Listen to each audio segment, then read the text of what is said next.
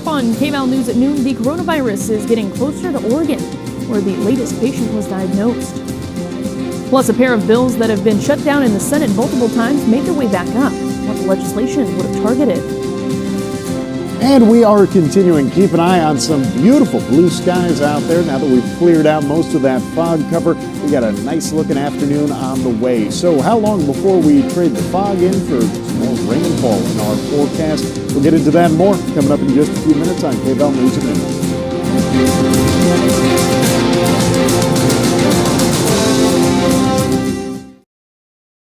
Eugene, Roseburg, and Coos. KVAL News at noon starts now.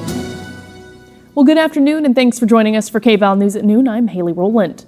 Our top story, coronavirus has hit a new level in the U.S. with health officials confirming the case isn't linked to travel or other patients.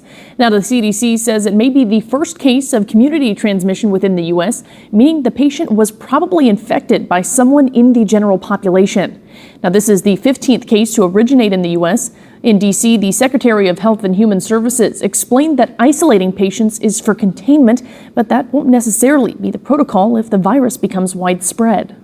If we end up having broader spread, it will look and feel to the American people more like a severe flu season in terms of the interventions and approaches you see.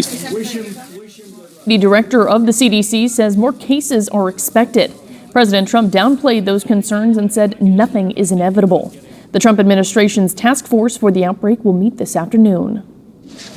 Plus, Goldman Sachs has a stark economic warning. Corporate America's earnings may not grow at all this year because of the coronavirus outbreak. In a research note, Goldman analysts said the bank now thinks U.S. companies, quote, will generate no earnings in 2020. It's based on what the bank says is the likelihood the impact of the virus will be widespread. The analysts expect a severe decline in Chinese economic activity, lower demand for U.S. exporters, disruptions to supply chains, and a higher uncertainty. Well, more U.S. colleges and universities are canceling or even changing their study abroad programs because of the deadly virus. At least 5 universities have suspended programs in Italy where the number of confirmed cases is over 370. That's including 12 deaths. Others, including the University of Tennessee, have canceled programs in China and South Korea. The study abroad program, Semester at Sea, is based on a cruise ship that's now rerouting. After visiting Japan and Vietnam earlier this semester, the ship was due to port in Seychelles, but was told it would be blocked by local officials.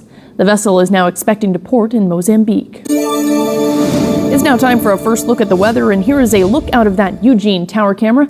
It's much clearer than it was just a few hours ago, but we've got KVAL's John Mayer tracking everything from the Weather Center. Yeah, it is a big difference out there now as that fog begins to lift, and that'll make for a pretty nice chance to make a run at some warmer weather heading deeper into this afternoon. Already seeing temperatures in the mid-50s over there along the coastline.